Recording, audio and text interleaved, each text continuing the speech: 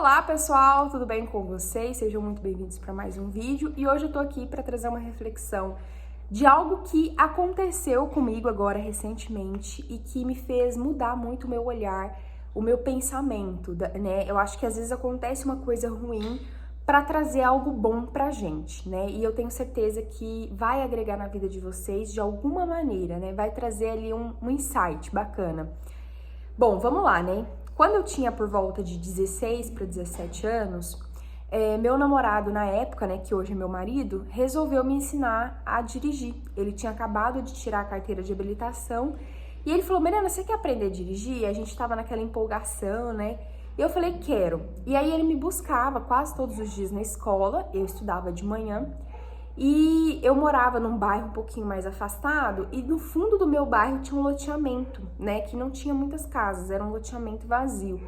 E ele me levava para esse loteamento para mim aprender a dirigir. Então a gente ficava dando voltas ali nos quarteirões de carro até eu aprender a dirigir. Passou, sei lá, umas 3, 4 semanas, não lembro. Um belo dia, não sei porquê, eu acelerei, pisei fundo assim no acelerador e dei uma curva fechada. Resultado, o carro subiu pro meio-fio, né? E aí a gente quase bateu de frente para um poste. Na hora, ele gritou comigo e falou: para o carro, freia o carro. Ele puxou o freio de mão e eu só lembro dele falar: pula pro banco do passageiro. Gente, nunca mais ele quis me ensinar a dirigir, nunca mais ele tocou nesse assunto de ensinar-me a dirigir. E nunca mais eu tive coragem de botar a mão no volante, né? Aquilo ali, gente, foi assim um trauma, porque depois que passou o calor da emoção, eu fiquei pensando nas possibilidades, né? Gente, se esse carro batesse de frente pro poste, se esse carro capotasse, o carro depois, gente, pra vocês terem noção, ele teve que fazer realinhamento, né? Teve que levar para fazer o balanceamento, porque ele ficou todo desregulado. E aquilo, de certa forma, gente, gerou em mim um trauma, um medo, assim, que nunca mais eu tive a intenção de tirar uma habilitação. Então, quando eu fiz 18 anos, eu não tirei habilitação, os anos foram passando, até que em 2020, se eu não me engano, eu tinha 22, 23 anos, não lembro mais. Eu tinha uns 22 para 23 anos. Chegou num ponto que tava assim, insustentável eu não ter carteira de habilitação. Por quê? Eu trabalhava, eu estudava, então assim, tudo que eu ia fazer, eu tinha que pedir carona do meu marido. E quando ele não podia me dar carona, eu tinha que pegar o mototáxi. Só que o mototáxi é caro, né? Aqui na minha cidade, na época, eu acho que era R$ 5 o mototáxi. Então você imagina, 5 reais é muito caro, né? Pra quem ganhava um salário mínimo. Então eu acabava indo de ônibus. O ônibus demorava horrores. Aí quando não tinha ônibus, eu ia de a pé. Até que em um determinado momento, meu marido pegou e falou pra mim: olha, ele chegou, né, e falou assim: olha, eu vou te dar uma moto, aquelas cinquentinhas, aquelas motoquinhas que não precisam de carteira de habilitação. Ele comprou uma pra mim, bem velhinha, bem simplesinha, e ele falou: olha, até você tirar a sua carteira de habilitação, você aprender a dirigir, você vai andar nessa daí, porque essa daí é permitido você andar sem habilitação, porque ela não passa de 50 quilômetros. Na verdade, a gente acha que elas mal chegam a 40 km, né? Mas, e aí eu peguei a moto e por conta própria mesmo eu aprendi a dirigir. E eu lembro que eu dirigia com muita dificuldade a motinha, com muito medo, com muita insegurança. Ai, assim, gente, eu demorava 40 minutos para chegar no meu serviço, coisa que em 10 minutos eu chegaria e demorava 40. E aí nesse dia eu falei: não, eu vou parar com essa bobeira, eu vou parar com esse medo, porque às vezes acontece alguma coisa, a gente fica presa no passado, a gente fica presa ali no tempo. Então eu falei pra mim mesma: eu vou lá e vou dar entrada no meu processo. Quando eu dei entrada, fiz as aulas teóricas, fiz a prova e aí veio a pandemia, né? Então eu demorei mais ou menos um ano para tirar a minha carteira de habilitação. E aí tirei a minha carteira de habilitação. E mesmo depois que eu tirei a carteira de habilitação, eu continuava com medo, né? Eu tirei carteira AB, a de carro e moto. E mesmo assim eu ainda continuava com medo, eu continuava insegura, eu tinha muita resistência em pegar o carro, principalmente, né? Então, assim, eu continuava andando com a minha motoquinha, porque o meu plano era tirar a habilitação, vender a minha motoquinha e comprar uma moto comum, né? Uma Bis, uma 150. Só que eu me acomodei com a minha motinha, né? E confesso que estou com ela até hoje, né? Pra mim, Mariana, não compensa eu comprar uma moto, sendo que a minha moto não precisa de pagar documento, não precisa ter emplacamento, né? Se eu estacionar num lugar errado, eu não vou pagar multa por aquilo, eu não vou, minha motinha não vai ser removida, né? Então, pra mim não compensa trocar minha motoquinha. Tô com ela até hoje, já vai fazer 4 anos. 4 anos que ela tá comigo. E aí, o que acontece? Como pelo fato de eu não gostar de dirigir e ter certo medo e não ter esse hábito de pegar sempre o carro, isso sempre foi algo muito visível para as pessoas que estão ao meu redor. E agora vocês vão entender a reflexão e o que aconteceu. Bom, eu sempre pego muito pouco carro aqui na minha cidade, porque, primeiro, eu tenho a minha moto, não faz sentido nenhum andar de carro, já que eu tenho a minha moto, e segundo, o meu marido usa o carro. Ele usa o carro para trabalhar, para resolver as coisas dele, para estudar, então 90% do tempo o meu marido dirige o carro, 10% eu dirijo. Então eu dirijo normalmente quando eu vou fazer uma compra no supermercado, quando tá chovendo, aí eu vou de carro para os lugares. Mas no mais eu uso a moto, eu prefiro andar de moto, eu acho que é mais rápido, mais prático e econômico. Pois bem, como eu comentei com vocês, eu viajei, né, fiquei 14, 15 dias viajando, e aí nessa viagem que a gente fez, nós levamos uma pessoa conosco pra dar carona pra ela, pra deixar ela numa cidade, né, que ela ia ficar na casa de uns parentes e tudo mais. Deixamos essa pessoa lá na casa dos parentes dela, no meio do caminho. Na volta, a gente voltou, e aí nós chegamos mais ou menos nessa cidade por volta de 7 horas da noite. E a gente falou, ó, vamos embora, vamos seguir pra nossa cidade. E aí, dessa cidade que a gente tava, dessa parente, né, dessa pessoa, até a cidade onde a gente mora, são mais ou menos 600 km. E aí essa pessoa falou, não, eu não vou andar de noite, eu não vou entrar nesse carro agora, porque já era 7 horas da noite, e nananana, dorme aqui na casa dos parentes, tal. Gente, enfim. E aí eu lembro que meu marido falou, olha, eu vou voltar pra minha casa hoje, eu não estou com sono, eu não estou com fome, eu tô me sentindo super bem, e se caso eu me sentir mal, a Mariana vai pegar o volante, porque eu e a Mariana, a gente vai revezando. Quando meu marido falou que eu ia dirigir, a pessoa imediatamente falou, né, a que tava de carona com a gente, eu não vou entrar no carro não, eu não vou entrar porque eu não confio, porque eu já liguei pro meu parente e o meu parente falou que se a Mariana dirigir, não é pra mim entrar no carro, porque ela não tem competência pra dirigir, porque a fulana tem 20 anos de carteira e nem ela pega BR, quem dirá a Mariana que acabou de tirar a habilitação. Gente, quando a pessoa falou isso pra mim, e ela falou assim, olhando na minha cara, eu virei e falei pra ela, fulana, gente, subiu um ódio dentro de mim que vocês não têm noção. Eu falei, fulana, eu tenho 3 anos de habilitação, mas eu já tenho, pode ter certeza absoluta que diferente da pessoa que você conversou, eu já dirigi já muito mais do que ela em 20 anos. Aí a pessoa virou pra mim e falou o seguinte, mas você só anda de motinha. Eu nunca te vi andar de carro. Você não anda de carro, você só anda de motinha. E aí eu falei pra ela, falei, olha, quando eu e o meu marido viajam, você acha que quem dirige? O Matheus. Eu falei, não, eu e ele. Eu já dirigi pra tudo quanto é lugar, pra Osasco, pra Santos, pra Uberaba, pra Uberlândia, pra Brasília, pra Goiânia. Salvador, pra tudo quanto é lugar. Eu já dirigi. Nesses 3 anos que eu tirei minha habilitação, eu já dirigi muito mais na BR do que na cidade. Não tem porquê ou pra que eu dirigi na cidade. Enfim, gente, foi um embate ali que no final a pessoa aceitou a carona, né? Porque a gente falou, se você não quiser aceitar, você vai de ônibus, né? E aí, nos últimos 45 do minuto tempo, a pessoa aceitou a carona, entrou dentro do carro e foi. E aí, gente, meu marido pegou o volante, dirigiu ali os primeiros 200, 250 quilômetros e depois ele cansou e me deu o volante. Quando ele pegou o volante, né, me deu pra mim, eu dirigi mais ou menos uns 200 km, quase 300 km. E dirigi, gente, super tranquilo, de noite, com chuva, de madrugada. E eu sou uma pessoa que eu tenho muita noção de até onde eu posso ir.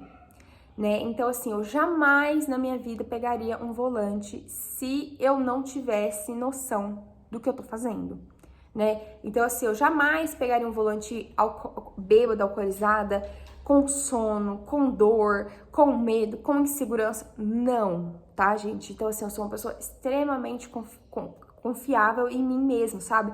Então, assim, eu tenho muito amor à minha vida. Eu não vou colocar minha vida em risco por pouca coisa. E nem a dos outros que estão comigo. Jamais, jamais, jamais, jamais, né? E o meu marido também tem esse mesmo pensamento. E aí eu lembro que quando eu peguei o volante, fui dirigindo, no começo a pessoa que tava de passageiro, né, ficou assim de carona, tava meio insegura, nananã, depois ela foi dando um sorrisinho amarelo, você sabe dirigir, nananã, e foi, depois ela pegou confiança e morreu o assunto. E eu tava muito nervosa com essa situação, muito chateada, porque eu fiquei pensando muito nisso. E aí é o que eu vou falar, o ponto da minha reflexão. Eu contei toda essa história para falar para vocês o seguinte: às vezes as pessoas falam aquilo que elas não fazem a mínima ideia. Por que eu tô falando isso? Essa pessoa que falou que eu não tinha competência para dirigir e que eu não sei dirigir numa BR, é uma pessoa do meu convívio, gente. Ela convive comigo, ela praticamente mora perto aqui, tem muitos anos de convivência, só que essa pessoa nunca teve a experiência de viajar comigo. Essa pessoa nunca soube como que realmente, de fato, a minha vida é da porta para fora da minha casa. Então ela tem aquela imagem de que eu só ando de motinha, né? Eu só ando de motoquinha.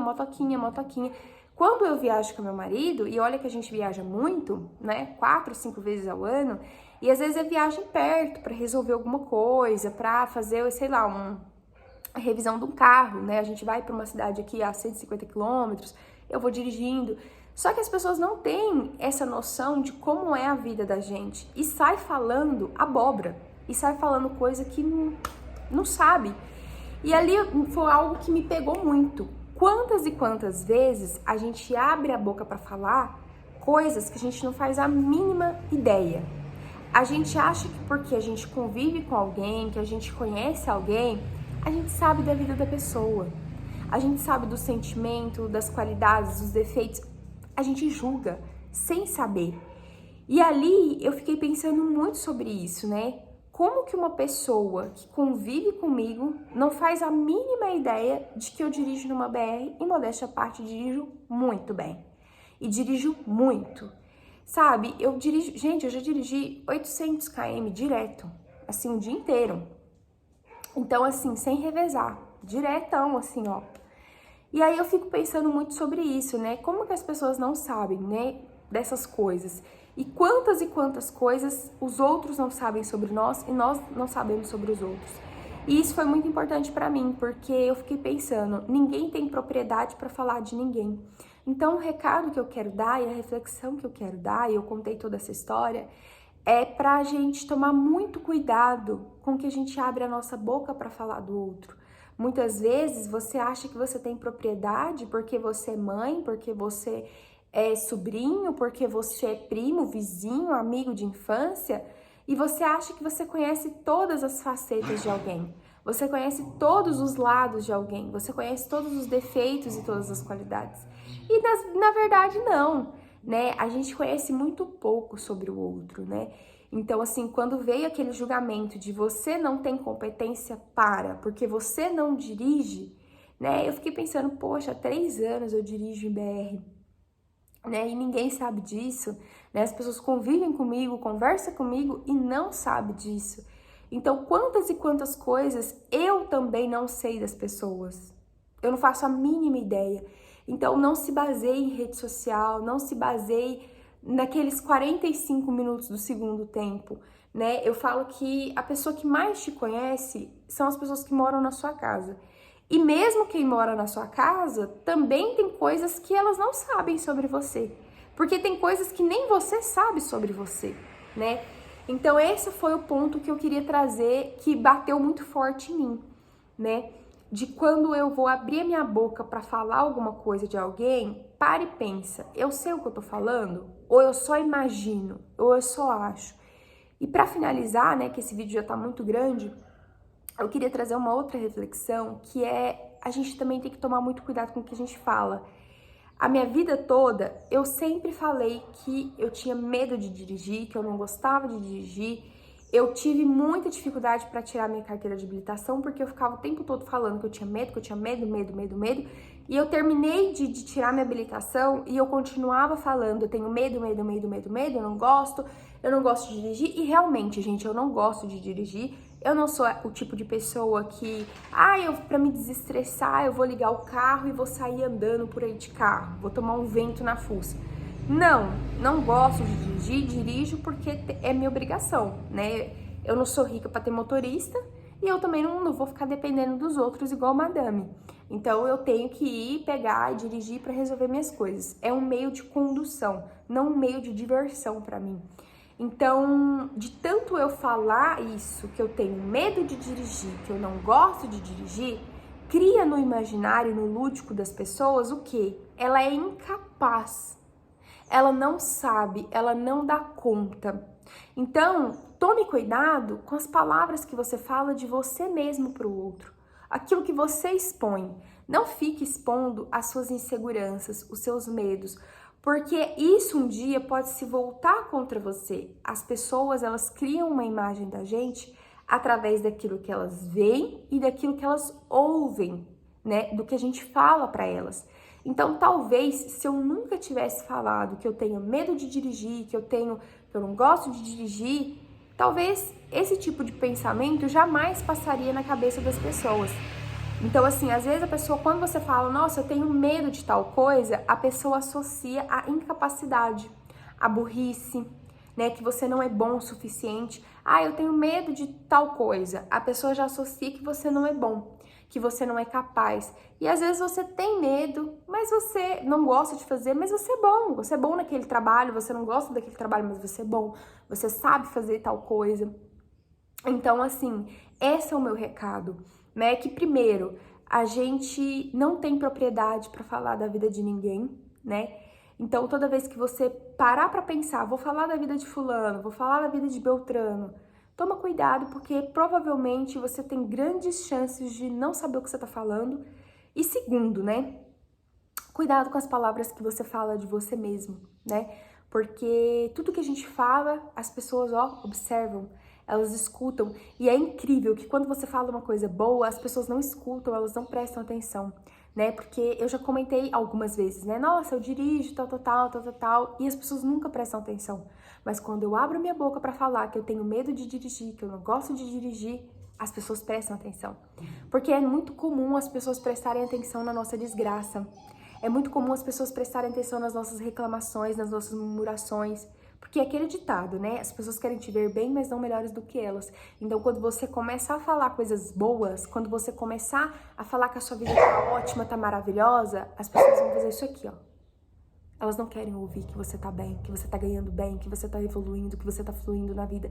Mas quando você abrir a boca pra falar, meu marido me traiu, a minha vida financeira tá horrível, porque eu tô com problema com a minha sogra, porque isso, porque aquilo, as pessoas vão fazer assim, ó. Porque elas querem saber, porque elas gostam de fofoca, elas gostam de desgraça, elas gostam de coisa ruim. E aquela coisa que aconteceu há 1 ano atrás, 10 anos, 15 anos, as pessoas vão continuar falando aquilo. Você ficou sabendo que fulano traiu ciclano? Aí quando você vai ver, já tem 10 anos que a traição aconteceu. Mas as pessoas vão ficar reproduzindo a fofoca. Mas ninguém vai falar, você viu que fulano passou em primeiro lugar no vestibular? Você viu que fulano foi promovido na tal empresa? Mas o fulano que ficou endividado, quebrado, virou alcoólatra, separou, levou um pé na bunda, foi traído, tem problema familiar, conjugal, as pessoas vão falar. Então, não exponha-se demais, a ponto das pessoas criarem essa imagem de você. Não fale demais. E quando for falar, fala coisa boa, não precisa ter medo não, né? Porque eu acho que Deus é bom. E a inveja, ela só faz mal pra quem tem, né? Pra quem sente, não pro outro. Espero que vocês tenham gostado, o vídeo ficou longo, mas é isso aí. Um beijo. Se você ainda não é inscrito nesse canal, se inscreva. A nossa meta é chegar aos 1000 inscritos ainda esse ano de 2024. Curta esse vídeo se você gostou desse conteúdo e deixe aqui nos comentários a sua opinião a respeito dessa reflexão. Você gostou? Fez sentido para você? Agregou na sua vida? Você já passou por alguma situação semelhante a esta? Um beijo e até mais.